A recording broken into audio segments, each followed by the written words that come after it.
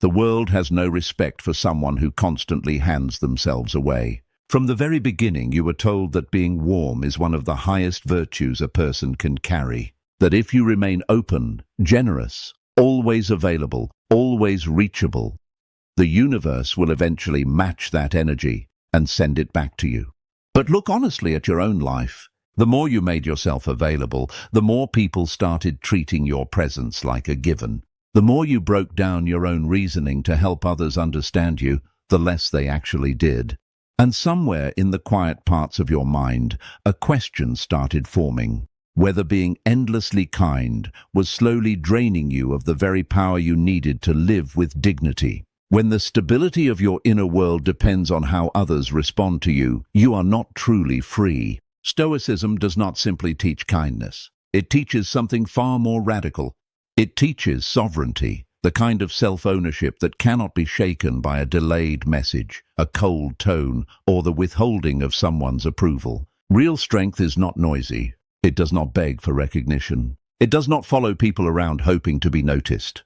It is the controlled, quiet presence of someone who has decided they are enough, with or without external confirmation. And the moment that understanding settles inside you, the way you move through the world shifts completely. Here is a truth most people are too uncomfortable to speak plainly. The value of anything, including your attention, your time, and your presence, changes the moment access to it changes.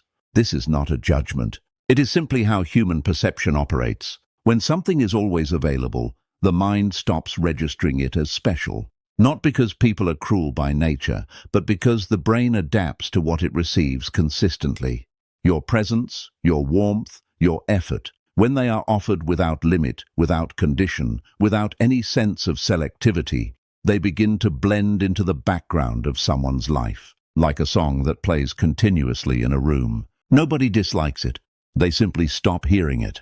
The difficult part is that many of us were raised to believe that constant warmth is how you earn closeness.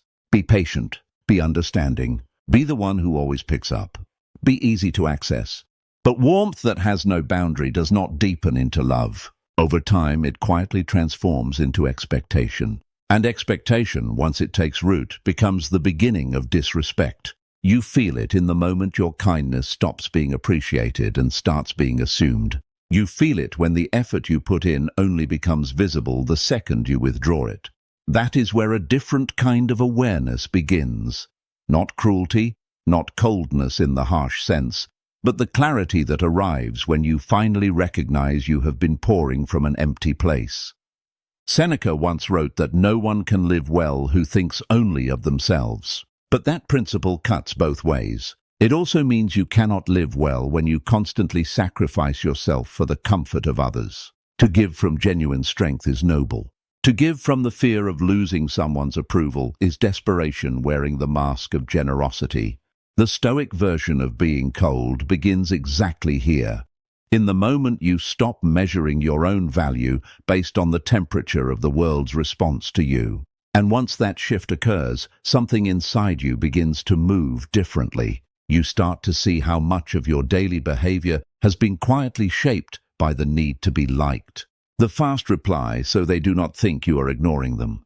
The lengthy explanation so they do not misinterpret your intentions. The softened opinion so the conversation does not become uncomfortable.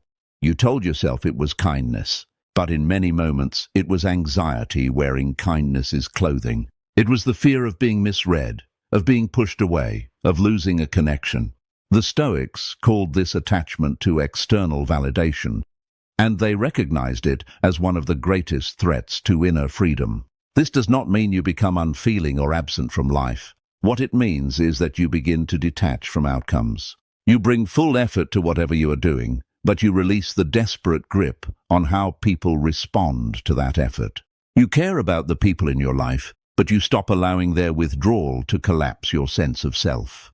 You give, but you do not beg for acknowledgement in return. That detachment is powerful not because it makes you distant, but because it removes fear. Fear of losing the opportunity. Fear of losing the relationship. Fear of losing the version of yourself that others have grown comfortable with. When you operate from fear, people sense the urgency underneath your surface.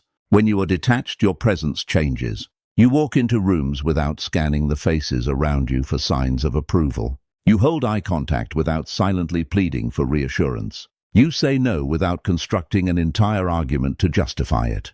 That calm, clean refusal, that simple boundary, carries more real authority than any explanation ever could. At some point, if you look honestly enough, you realize that so much of your overgiving was rooted in parts of yourself you never chose to examine. The part that dreads being unwanted. The part that quietly believes love is something that must be constantly earned through effort and availability. Carl Jung wrote that until you bring the unconscious into conscious awareness, it will run your life and you will mistake it for destiny. Many people genuinely believe it is just their fate to always end up drained, undervalued, or invisible in their relationships. But more often it is a pattern, an unconscious habit of remaining too accessible, too accommodating, too afraid to pull back. When you bring that pattern into the light of awareness, you stop blaming your circumstances and begin taking responsibility for your own behavior. That is where genuine power lives. Not in controlling others, but in finally having clarity over yourself. This kind of coldness, properly understood, becomes a form of integration. You acknowledge your need for connection. It is human and it is real. But you refuse to allow that need to quietly erase you. As that awareness deepens, something changes in how you communicate with the people around you. You stop over-explaining. You stop entering arguments to prove your value. You say what is true and necessary, and then you allow it to settle without chasing the reaction. Your words become fewer but carry more weight. Your presence becomes quieter but lands more heavily. People may initially describe the shift as distance. They may say you seem different. But what they are actually sensing is stability. You're no longer swept along by every passing emotional current. You have found an anchor, and that anchor is what Stoicism has always been pointing toward: inner governance. A life moved by principle rather than impulse. Over time, something remarkable begins to happen. Your warmth becomes intentional rather than automatic. You are no longer warm because you fear what happens when you are not. You are warm because you genuinely choose to be, and that distinction changes everything. When you smile, it carries sincerity. When you offer your help, it feels earned by the person receiving it. When you give your time, it feels like an actual gift rather than a default setting. The psychology of what people loosely call coldness is not about making your heart smaller. It is about protecting what is inside it. It is about understanding that real respect grows in the space where self-governance lives. You become less reactive, less dependent on applause, less rattled by the shifting moods of others. And in that space you discover something unexpected. You have not become colder. You have become clearer. You are not detached from life. You are detached from the fear that was running it for you. And that clarity, quiet, steady, and unmistakable, is what makes people remember your presence long after you have left the room. If you are finding value in what we are exploring here, consider subscribing. Not as a reflex, but as a conscious decision to stay on this path. A commitment to choosing principle over impulse and self-governance over the constant performance of approval-seeking. You can see this psychology most clearly in the way people use language. When someone's inner world is uncertain, their outer communication becomes excessive. They write long messages to explain simple things. They add layers of softening before anything direct. They include apologies that were not necessary. They follow up before a response has even had time to arrive. This is not weakness, it is fear. Fear of being perceived incorrectly. Fear of creating distance. Fear of the discomfort that comes with silence. So they try to manage how they are seen through the volume and texture of their words. They attempt to close every possible gap in interpretation so that no one can find a reason to judge them or step back. But the more energy they spend trying to control perception, the more clearly they reveal that they are not at peace with themselves. The desire to be understood gradually becomes the need to be approved. And when approval becomes the goal of your communication, your freedom quietly disappears. Because now your words are no longer about expressing something true. They are about preventing rejection. This is the line that Stoicism draws, and it is uncomfortable to stand on at first. Epictetus said that if you wish to improve, You must be willing to be seen as foolish by others. That sounds like an insult. It is actually liberation. It means you stop investing enormous energy in managing how others interpret you. You stop contorting your communication to appear reasonable to every possible audience. You accept that some people will misread you regardless of how carefully you explain, and instead of chasing understanding in their minds, you build it firmly in your own. That is what it means to be emotionally self-sufficient. The ability to speak simply, act clearly, and allow others to receive it however they will, without rushing to correct, defend, or reassure. When you begin living this way, something shifts. Your sentences become shorter. Your language becomes cleaner. Your presence starts to carry more weight precisely because it is no longer bending itself to accommodate everyone's comfort. People begin to sense that you are not performing for their approval anymore. And that stillness, that settled quality of someone who is not performing, has a kind of gravity to it. Consider the difference between a person who fills every silence with words and a person who speaks only when something genuine needs to be said. The first might read as warm and friendly, but their words lose their weight because they are everywhere. The second may seem quiet, even reserved, but when they speak, people listen. Silence is not the absence of something. It is a choice not to fill space. And when you become comfortable choosing silence, others feel it. They lean in. They pay closer attention, not because you are performing power, but because you have stopped performing altogether. There is genuine dignity and restraint. There is a kind of strength in allowing your thoughts to exist without immediately surrounding them with explanation and apology. This is where coldness, understood in the way Stoicism intends it, stops being about distance and becomes about clarity. It is not the shutdown of emotion. It is the refusal to allow every emotion to pour into every conversation. It is the recognition that your worth does not move up or down based on how quickly someone agrees with what you have said. When you stop lobbying for your perspective to be accepted, you stand in it. And that standing, that rootedness, changes how you move. You respond when it is appropriate rather than reacting the moment something lands. You say no without following it with 3 paragraphs of justification. You express a different view without apologizing for having one. And people take notice. Not because your voice is louder, but because you are steadier than everyone around you. This is not harshness. This is not cruelty. It is selectivity. It is the understanding that every word carries weight and that weight matters, so you stop wasting it. You stop using communication as a tool to secure emotional safety and begin using it for what it was actually meant for, expressing something real. That shift is subtle, but it changes the entire texture of your interactions. Because once you stop performing for approval, you begin to actually exist in your presence. And presence is something that cannot be manufactured. It is felt. It is the quiet confidence of someone who does not need constant external confirmation to remain grounded. This way of moving reshapes your identity over time. You stop being the person who manages perception anxiously. You become the person who manages themselves. And self-management is at the very heart of Stoic discipline. It is not dramatic. It does not announce itself. It is practiced in the smallest moments, in the message you choose not to send, in the additional explanation you decide not to attach, in the silence you allow to breathe without panic. Each of these small moments accumulates. Together, they construct a new internal standard. And as that standard deepens, so does the respect you naturally receive, not because you demanded it, but because you stopped trying to extract it. Here is where the psychology becomes more precise and possibly uncomfortable. Every human being is shaped from early childhood by patterns of reward and consequence. We learn what behaviors get us warmth and what behaviors create distance. We learn to smile when we want to be held, to speak up when we want to be heard, to stay quiet when we want someone to notice. Over years, the nervous system maps these patterns and begins to connect emotion with anticipated outcome. And so when someone can trigger a reaction from you, anger, guilt, fear, jealousy, urgency, they have discovered something significant. They have learned that they can move you. Not always intentionally, not always maliciously, but the pattern exists and the body remembers it. When a particular tone causes you to panic, that tone becomes a mechanism.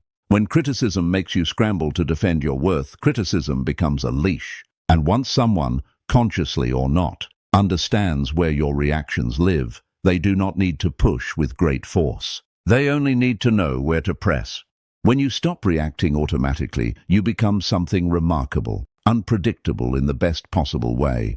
You are no longer a predictable system. People cannot identify which emotional lever will move you, because you are no longer laying your control panel open for anyone who walks in. And you can feel the difference this creates. Someone speaks to you with disrespect, expecting you to rise to defend yourself, and you simply look at them. You listen. You respond only when and if it serves something. Someone tries to pull you into a spiral of drama, and you observe it from a distance without stepping inside. Someone tests a boundary, and rather than debating the test, you quietly enforce the boundary. That is not coldness. That is discipline.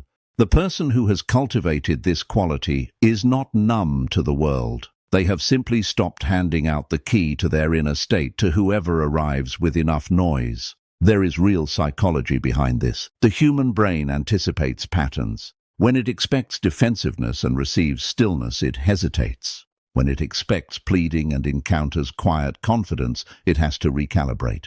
The old dynamic breaks. And when a dynamic breaks, the relationship changes. Epictetus said that it is not what occurs that shapes you. It is the response you choose.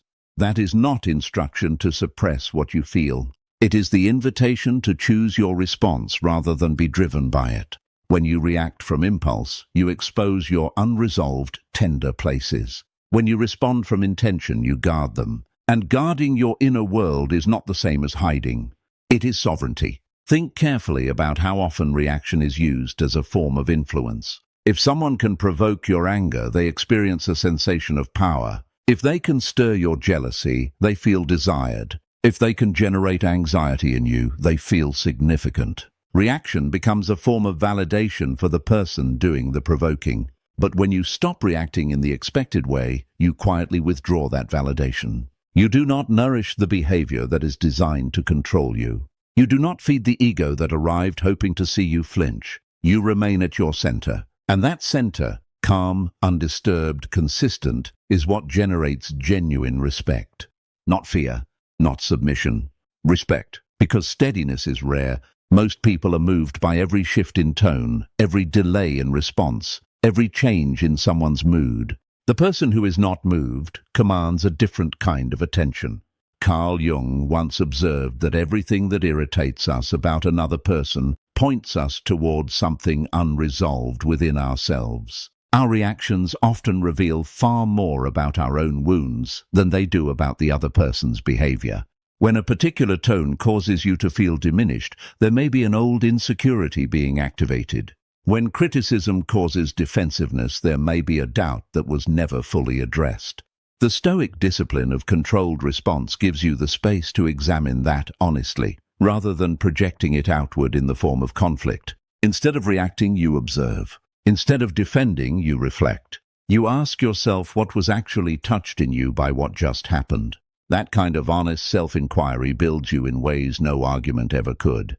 And that, the quiet strength of understanding yourself better than anyone else does, is the real power of this practice. You are not a reflex. You are a person who chooses. And that choosing, applied consistently, transforms every interaction you have. Many people believe the ultimate display of strength is the perfect response.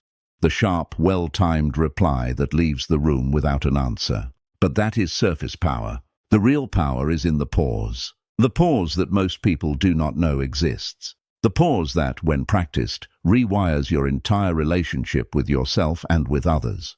When you pause, even for just 2 or 3 seconds, you interrupt the automatic script that has been playing inside you without your awareness. The script that whispers, make sure they like you, do not let there be tension, fix this quickly, say something that reassures them. Most of us have been running that script for so long that we do not even register it as a choice. We experience it as instinct. But the pause reveals that it is not instinct. It is conditioning. And conditioning can be changed. That small gap between what you receive and how you respond is where discipline is constructed. In the beginning, it feels awkward. You are used to the speed of quick reaction, the fast apology, the immediate explanation, the reflexive defense. But when you hold the pause, something physiological changes. Your nervous system begins to learn something new, that the discomfort of an unresolved moment will not destroy you, that you do not need to rush to manage another person's emotional state. And in that pause, your energy shifts direction. Instead of leaning forward into the interaction to secure approval, you settle back into yourself. You breathe. You observe what is actually happening. Then you decide, deliberately from your own grounded place, what to do next. Epictetus said that the person who has not mastered themselves is not free. Freedom in this context does not refer to external circumstances. It refers to the interior space between what happens and what you choose to do about it. Mastery begins precisely in that space. The moment you stop automatically surrendering your response to whoever provoked you is the moment you begin to govern yourself. Something else occurs when you become comfortable with silence. Other people who are not comfortable with it begin to fill it. They speak more. They explain more. They reveal things they had not planned to share. Not because you are engineering this deliberately, but because silence creates a kind of uncertainty that most people cannot hold without moving to resolve it. We are wired to close open gaps. When you do not rush to close them, the conversational dynamic shifts completely. You are no longer the one leaning forward seeking connection, and the person across from you begins to feel that. Calm, held steadily, functions like a mirror. It reflects back whatever the other person is carrying. If they arrive anxious, that anxiety becomes more visible against the backdrop of your stillness. If they arrive with aggression, the aggression looks disproportionate next to your composure. Marcus Aurelius reminded himself that his power existed over his own mind, not over external events. The pause is how that truth is lived in practice. It is how you protect the inner territory from being invaded by every passing external impulse. And this calm steadiness, this unhurried quality in how you hold a moment, is what many people experience as somehow intimidating, even when you have no such intention. It signals that you do not require the moment to resolve in your favor in order to stay centered. In a world where emotional display is constant and immediate, the person who waits and thinks before responding stands apart. Not because they are louder, but because they are not scrambling. This is not trained numbness. You still feel things: irritation, disappointment, excitement, frustration. The distinction is that you allow those feelings to move through you before you act on them. You do not become your emotion. You experience it, acknowledge it, and then decide what it actually deserves from you. Seneca wrote that we suffer more in what we imagine than in what is real. Much of our fastest, most damaging reactions are rooted in imagined scenarios. We assume rejection before any evidence of it arrives. We brace for attack before anything has been thrown. The pause disrupts that imagination. It gives you the moment to ask whether what you are reacting to is what is actually happening, or a story your mind has constructed from habit. Often, when you slow down enough to look clearly, the story dissolves. Over time, this becomes your natural pace. The pause is no longer something you consciously impose.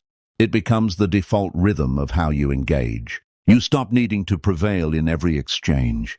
You stop feeling the urgency to correct every misunderstanding in real time. You let some things pass without responding. You allow some tension to exist without rushing to dissolve it. And in doing so, you build a quiet authority that does not need to announce itself. People sense that you cannot be easily rattled, that you are not desperate to maintain peace at any cost to yourself. And that changes in subtle but significant ways how they engage with you. There is a level of this that goes deeper than behavior. And it is important to spend time here, because without this understanding, the practices we have been discussing become techniques, and techniques that are disconnected from genuine inner development can be sensed immediately. People know when someone is performing detachment while underneath they are desperate for the outcome. Real coldness, the kind that carries actual power, is not a technique. It is detachment from outcomes, and that distinction changes everything. The mind operating from desperation speaks a particular language. I need this to work. I need them to respond. I need to be chosen. I need this deal to go through. I need their validation. The moment your relationship to something shifts from preference to necessity, something internal tightens. Your posture changes, though you may not notice it. Your tone changes, though you believe it sounds casual. Your patience disappears, though you try to appear relaxed. And you begin to quietly negotiate against your own interests before anyone else has even entered the room. You accept treatment you know is beneath you. You lower the bar because the alternative, losing the opportunity, feels worse than remaining in discomfort. You say yes while everything in you is saying no. And the people across from you, whether they articulate it or not, can feel the fear underneath. They can sense that you will not walk away, and once they sense that, your leverage disappears. Neediness rarely announces itself with drama. Often it conceals itself inside what looks like flexibility, patience, or generosity, but it carries a scent. It communicates that you will accept less than you deserve because you cannot afford to be without. Detachment communicates something entirely different. It says, I would like this, but I am not built upon it. I value this, but I will not trade my self-respect for it. That message does not need to be spoken. It is carried in posture, in tone, in the ease with which you let a conversation breathe. It signals that you are complete enough to walk away, if walking away is what integrity requires. Seneca wrote that the brave person is free. That courage here is not about confrontation or hardness. It is the courage to release what is not aligned with who you are.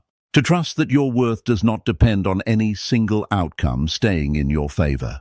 Detachment does not mean indifference. It does not mean you have stopped caring. It means you have stopped begging. You have stopped tying your sense of self to the movement of external things. When someone does not reply, you do not spiral. When someone makes a different choice, you do not collapse. When an opportunity closes, you do not take it as evidence of your inadequacy. You feel the disappointment honestly. You acknowledge it, but you do not allow it to become a verdict. Epictetus said to use well what is within your power and accept what is not. What is in your power is your effort, your character, your response. What belongs to someone else is their decision. Once that is genuinely understood, not just intellectually but felt in the body, you stop chasing influence where it does not belong to you. There is a particular kind of freedom that opens up in this place. When you are detached from how something resolves, you speak with greater honesty because you are not afraid of losing the conversation. You hold your position more clearly because you are not terrified of the relationship fracturing. You love with more openness because you are not clinging to another person as your only evidence of your own worth. Detachment removes the fog that desperation creates. You begin to see situations for what they are, not through the distorted lens of what you are hoping they will become. Jung said that the greatest privilege of a lifetime is to become who you truly are. But most people forfeit that privilege because they are too invested in securing outcomes that confirm their worth from outside. They reshape themselves to earn acceptance. They bend to receive approval. Detachment is the moment you begin to stand in who you are without waiting for the world to confirm it. You stop twisting yourself to fit. You stop shrinking to be selected.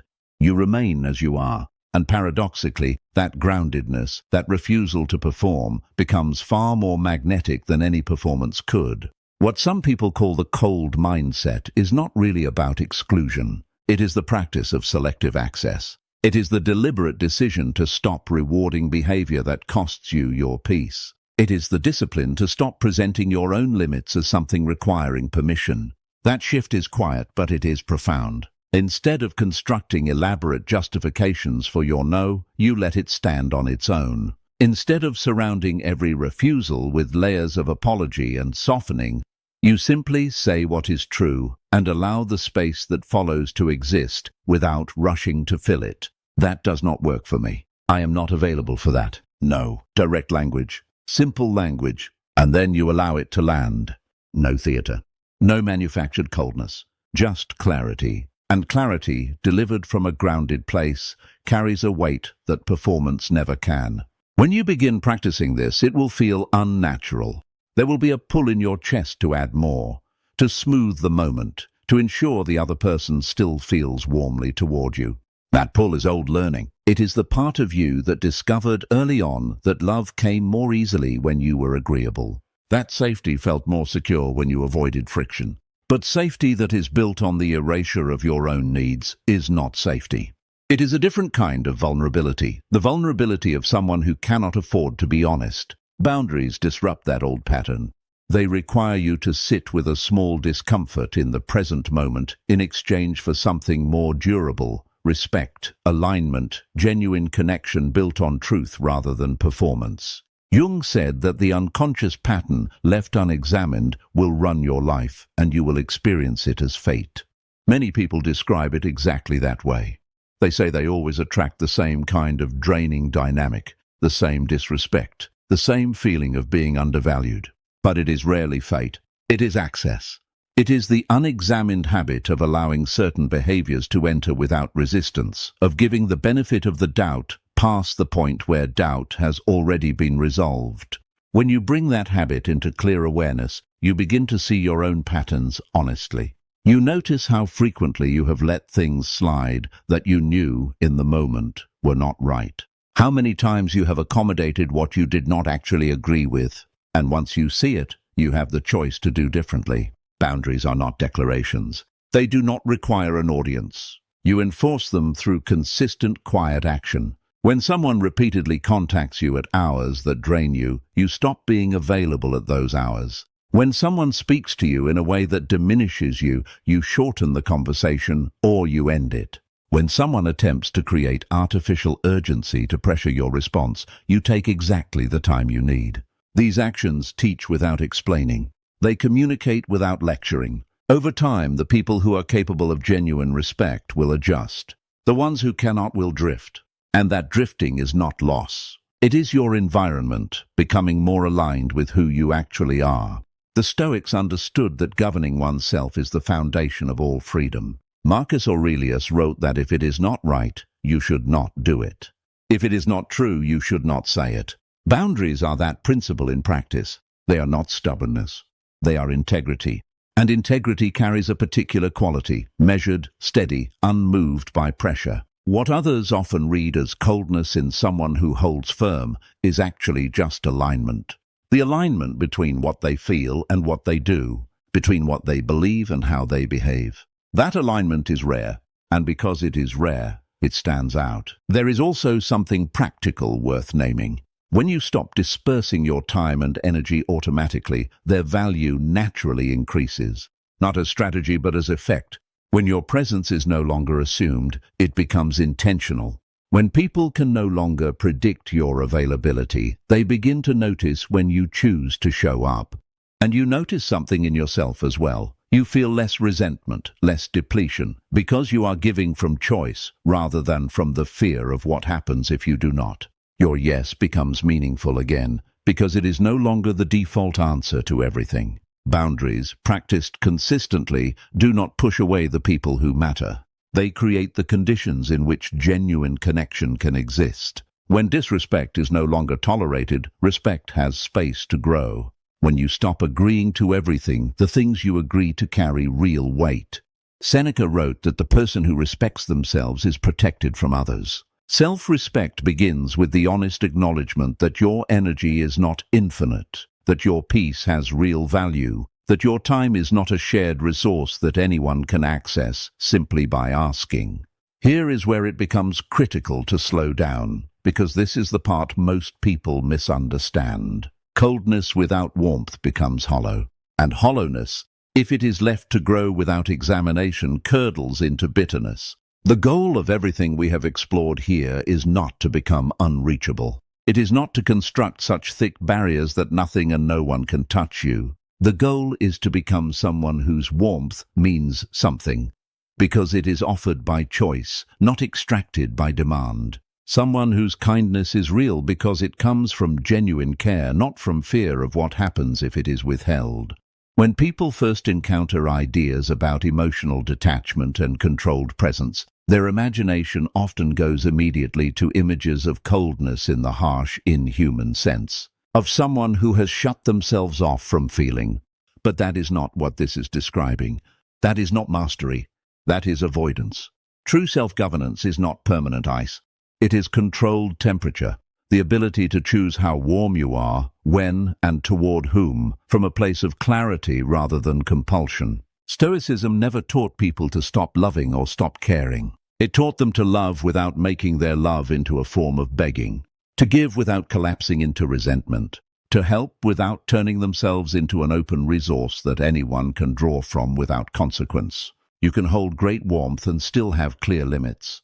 You can be generous and still protect your time. You can be deeply compassionate and still refuse to accept treatment that diminishes you. When your warmth is no longer automatic, no longer a reflex you cannot control, it becomes something that people actually feel, because it is now a choice. When you give someone your attention and they have earned it through consistency and genuine respect, that attention lands differently. It carries the weight of something real, something intentional. When you offer support to someone who has stood with you honestly, that support has a quality that support given out of obligation never could. Marcus Aurelius wrote to stop debating what a good person looks like and simply be one. Being good does not require being endlessly available to everyone. It requires acting from principle, giving from a place of genuine integrity rather than hidden insecurity. And that integrity is what prevents this path from sliding into emotional emptiness. Coldness without principle is just shut down. Coldness with principle is clarity. It is the decision not to dissolve under pressure, not to chase someone who has made clear through their behavior that they see you as secondary. When you stop pursuing those dynamics, something quieter and more revealing happens. You begin to notice who stays without being followed, who makes space for you without being asked, who demonstrates value without needing to be reminded. That awareness shapes your environment in ways that no argument ever could. When warmth is constant and automatic, it becomes invisible. It is part of the furniture. But when it is intentional, when it is offered only where it is genuinely met, it carries a completely different quality. It is felt, it lingers, and something in you begins to change as well. You start to respect yourself in a way that was not available before, because you are no longer giving the most genuine parts of yourself away carelessly. You are being thoughtful, you are being discerning, you are aligned with what you actually value. Epictetus taught that freedom lives in what is within your power and in releasing what is not. Your warmth is within your power. Where you choose to direct it is within your power. You do not owe it universally, and choosing carefully, making warmth earned rather than assumed, prevents the slow accumulation of resentment that forms when you give generously to those who give nothing in return. There is something profoundly magnetic about a person who has found steadiness. Not dramatic emotional highs, not volatility that keeps everyone around them off balance.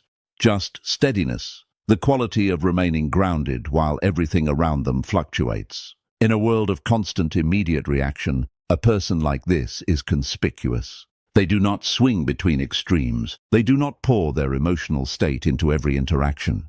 They simply remain. That quality of presence communicates safety and strength simultaneously. It is rare, and what is rare naturally draws attention, not because it seeks to, but because the contrast is undeniable. But the purpose is not to draw attention. The purpose is to protect alignment. When you are steady, your decisions come from clarity rather than panic. You respond from your own center rather than from wherever the pressure is coming from. You give because you want to, not because you are afraid of what withholding will cost you. And that changes the nature of every relationship you are part of. You are no longer negotiating for approval. You are participating from a place of genuine strength. As this becomes more practiced, you find that the moments of intentional holding back, the selective warmth, the quiet restraint, actually make your genuine warmth more available in the moments that matter most, because it is no longer diluted across every interaction regardless of whether it is deserved. It is concentrated, focused, directed where it will actually mean something. That focus restores something in you. It clears the resentment that accumulates when you give without return. It prevents the slow erosion that comes from spending your best energy in places that cannot receive it. The person who learns to hold this balance is not less connected to humanity. They are more deliberately connected. They can be fully present in conflict without being swept away by it. They can offer genuine warmth without losing themselves in the giving. They are not chasing people who hesitate to move toward them. They are not performing steadiness. They have built it. And in a world that rarely slows down long enough to find its own ground, that built, genuine, unperforming steadiness is something people feel in their bodies when they are near it. It is not loud. It does not arrive with announcement, but it is unmistakable. Coldness and warmth, held in the right balance, are not contradictions. They are complementary. One protects the space in which the other becomes meaningful. Together they create something that cannot be manufactured, a presence that is both strong and real, controlled and human, grounded and open. When that balance is found, you stop being pulled apart by the world. You hold, you remain yourself. And that, the simple daily practice of remaining yourself with clarity and without apology, is what strength has always actually been. It is not about closing your heart. It is about holding it steadily enough that you can choose when and where and to whom it opens. When you have built that, when that becomes genuinely yours, you stop being moved by every wind. You stop collapsing under every pressure. You become the kind of presence that others feel without being able to explain exactly why. And you know it too, not because someone told you, but because you can feel it from the inside. If what we have explored here spoke to something real in you, there is another video waiting that will take this even deeper, into the specific practices of building unshakable inner strength from the ground up. Watch it next. Stay on this path. And thank you for being a part of St.